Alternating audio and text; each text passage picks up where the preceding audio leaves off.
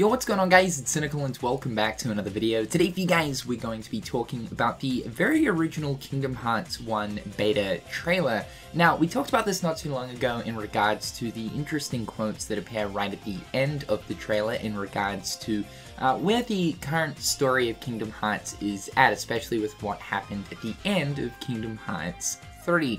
In today's video, I more so wanted to talk about the actual footage that we got to see within the trailer and compare some of the differences in the final product of Kingdom Hearts 1, as there's quite a few different things that were either altered or just changed completely that we got to see in the very original beta trailer. So without further ado, let's just dippity dive straight into this goodness. The trailer starts off with Sora in the dive to Heart falling towards the Snow White stained glass. Now, this is clearly an in-game cutscene and was removed from the final version. The very first in-game cutscene that we see for Kingdom Hearts 1 is Sora standing on the Snow White stained glass and not actually falling towards it. Of course, before that very initial in-game cutscene, we do get to see a CGI cutscene playing simple and clean, with seeing Sora falling into the water then into the dive to Heart. Though, even within the CGI cutscene, we don't actually see a scene of Sora falling towards Snow White stained glass, just falling into that of darkness, landing, and then the stained glass appearing beneath his feet. It's likely they decided to remove this in-game cutscene of Sora falling towards Snow White stained glass just because of the fact that it made more sense with the flow of the CGI cutscene playing first. The next cutscene that we see in the beta trailer is of Sora, Kairi, and Riku talking about Kairi's homeworld and wanting to go out there and explore the outer worlds. Now, the key difference in the beta trailer version is that the time of day in this cutscene is daytime, whereas in the final version of this cutscene, it is sunset. Though it's sort of too hard to tell, it almost looks like Sora's positioning on the Palpu fruit tree is him lying down throughout the entirety of this cutscene in the beta trailer version, whereas in the final version of this cutscene, Sora only decides to lie down on the tree towards the very end of the cutscene when Riku stops leaning on the tree. It's also noticeable that Sora's hair color is a lot lighter in the beta version. Of course, this is a beta trailer, so things were still being finalized, character models were still being worked on, but yes, in the final version of the game they decided to darken Sora's hair. Also, the higher polygon versions of characters' faces that appear in cutscenes when the camera generally gets close to that of a character's face to display more detail seem to not be apparent whatsoever within this beta trailer, most likely during the time none of these were developed. Obviously we can tell that by the one-to-one of the exact same cutscene here. It's also daytime in the cutscene where Sora and Kairi are sitting on the dock where they tie their boats up, whereas again in the final version it is sunset. Next up, both Donald and Goofy's outfits are different. They are seen wearing their original Disney attires in the beta trailer. We can also see that Donald and Goofy's character arts for the heads-up display also corresponds with their Disney outfits as well.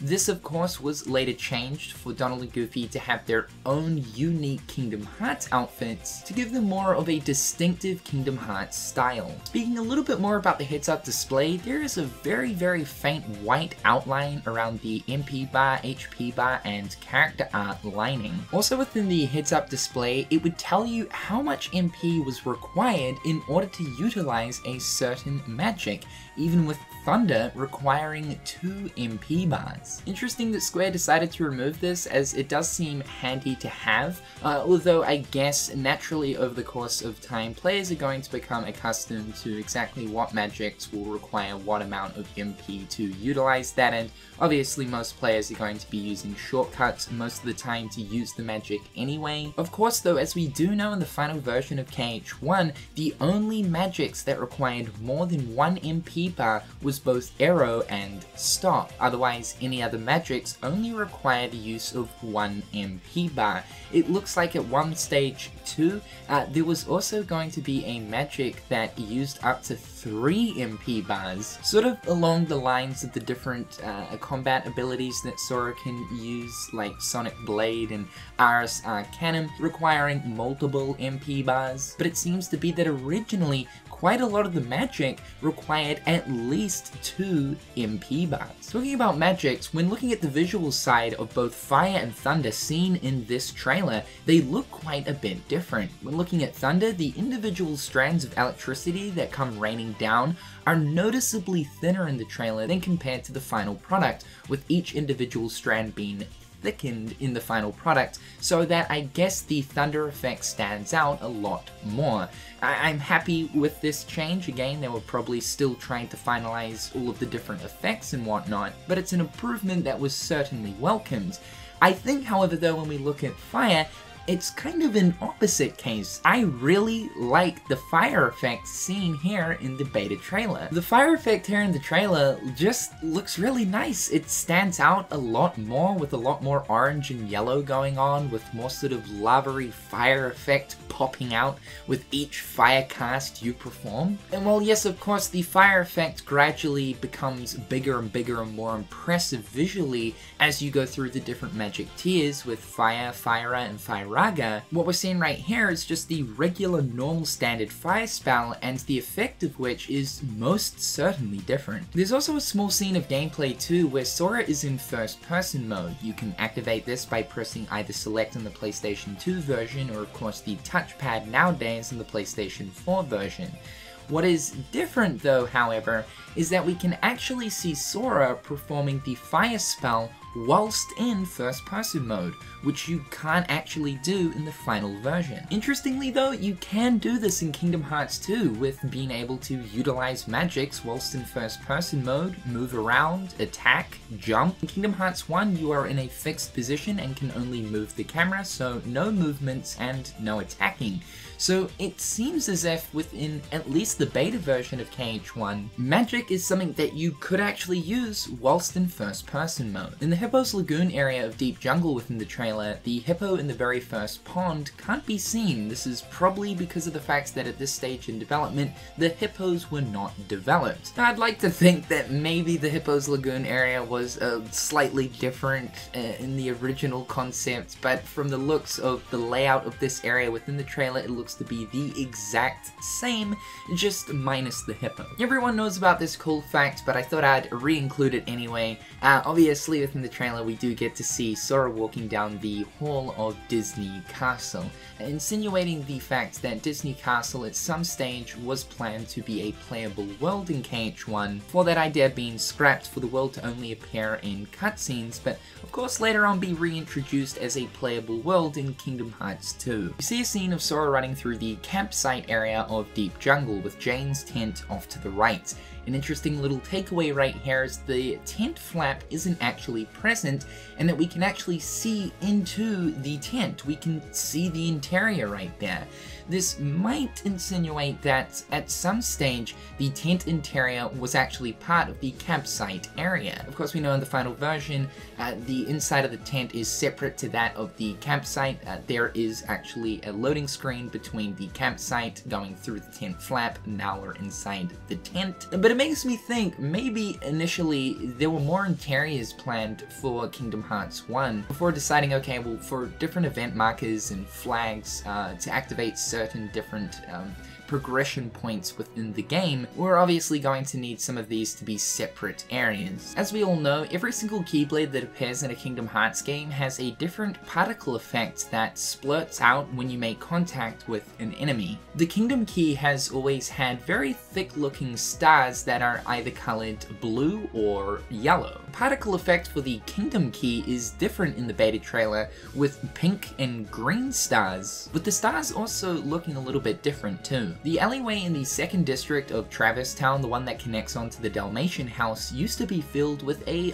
bunch of different crates, boxes, and a few different buckets. Well, these were removed in the final version, which is a little bit sad. It added a little bit of charm and clutter to that of this alleyway. One reasoning behind why I'm guessing Square Enix decided to remove this was because the player could have originally jumped on top of these crates to then access the ladder that sends you up to the roof off of the gizmo shop, where of course the bell is. Although I don't really understand the removal if that was the case. It's not overly too much of a big deal to skip out the gizmo shop, because of course we know you need to go through the gizmo shop, exit out the back of the shop to access that little area where the ladder is. Initially though, the ladder is broken, so like I don't really understand why they decided to remove all of this clutter. It could have been a memory loading issue for the PlayStation 2 when they decided to add more into this area for the final version, but who knows. In the trailer, we see a cutscene that was never used in the final version of the game, with a scene that pans the camera towards the clock tower in Neverland, showing us Riku standing on top. We see a scene of Sora making his way into the secret place, looking towards the door in the distance. Now, the door in the distance has a very different detail, with the keyhole being there.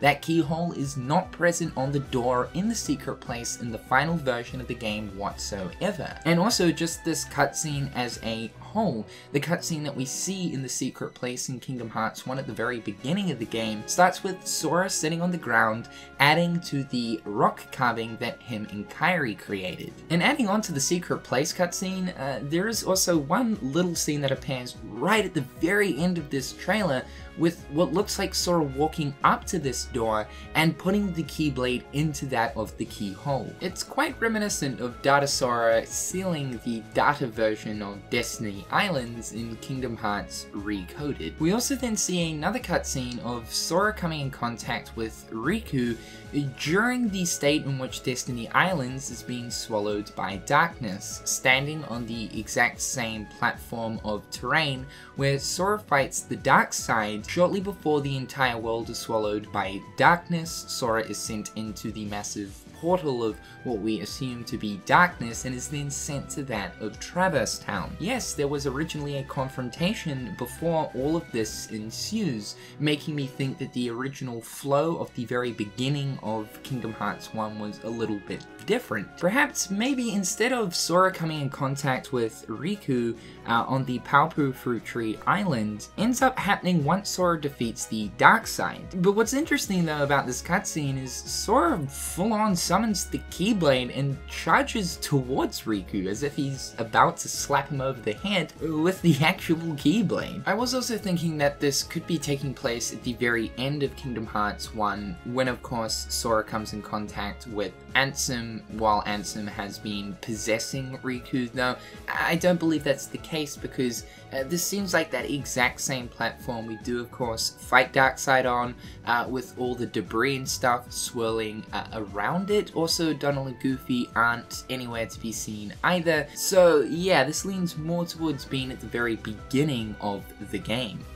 It most certainly seems as if the start portion of Kingdom Hearts 1 was going to flow a lot differently compared to what we saw in the final product. And speaking of the Darkseid encounter, while it does seem pretty much the same in the beta trailer, there is one very interesting scene where it almost looks like a Kingdom Hearts 2 reaction command. The sort of very flashy, stylized cutscenes that are infused into gameplay happens during this fight, where we can clearly see it's still retained in gameplay of Sora running up the arm of the Darkseid to then slash his head. But we can see the command menu and HP bar are all still there, with even the player, whoever is playing this at the time, scrolling down the command menu while this little in-game cutscene is happening. This could have just specifically been here for the trailer itself, but again, it most certainly seems like it is gameplay with the player scrolling down the command menu.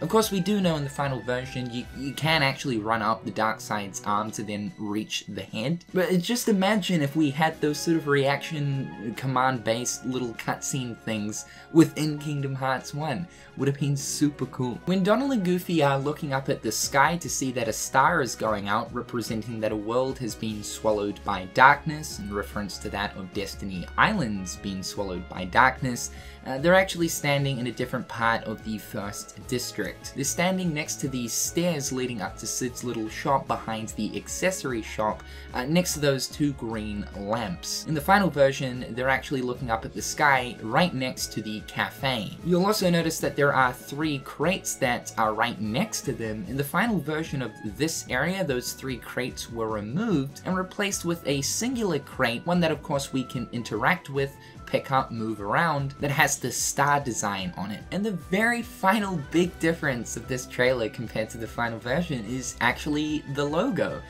Yeah, they completely redesigned the logo. For some time, this was the official logo for Kingdom Hearts, before then coming up with the iconic heart behind the text, and with both words Kingdom Hearts having the same font. Thank God they honestly changed the logo up, because this is one tacky looking logo. I'm gonna have to be real. Now guys, that right there is all of the differences between the beta trailer of Kingdom Hearts 1 to that of the final version. A lot of neat little things to pick through. Be sure to leave your thoughts and opinions in the comments section down below. However guys, I'm Cynical, hopefully you're having a fantastic day, and I'll catch you dudes in the next one. Peace.